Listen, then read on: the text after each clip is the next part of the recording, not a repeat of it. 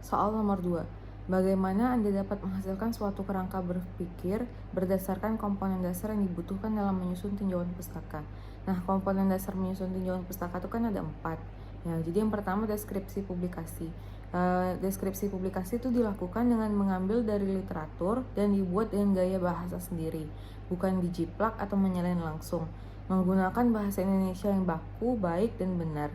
Jadi dapat juga digunakan bahasa ilmiah. Yang kedua yaitu ringkasan poin utama publikasi.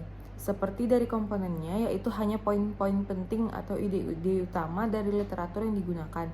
Misalnya dalam membuat satu paragraf tinjauan pustaka itu kita menggunakan beberapa jurnal. Nah, dari jurnal-jurnal yang ada tuh kita analisa serta kita bandingkan, baru kita ambil kesimpulannya gitu. Kemudian yang ketiga ada diskusi tentang kesenjangan dalam penelitian.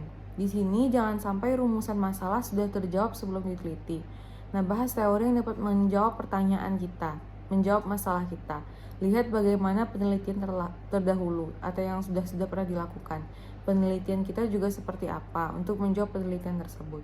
Misalnya dari uji luka bakar 50% pada mencit didapat hasilnya itu sembuh.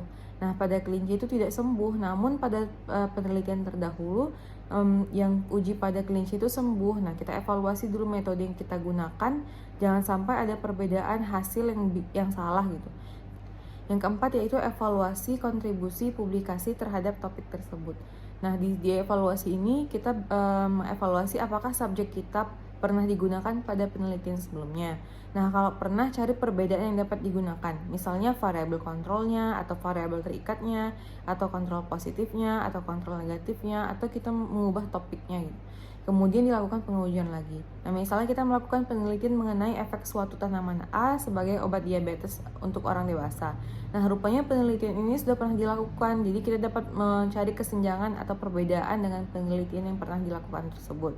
Misalnya kita pilih pada anak-anak obat diabetesnya apakah memberikan efek, atau kalau misalnya digunakan tanaman B bisa atau tidak sebagai obat anti diabetes, atau diganti obat anti diabetes sebagai obat hipertensi gitu dan sebagainya.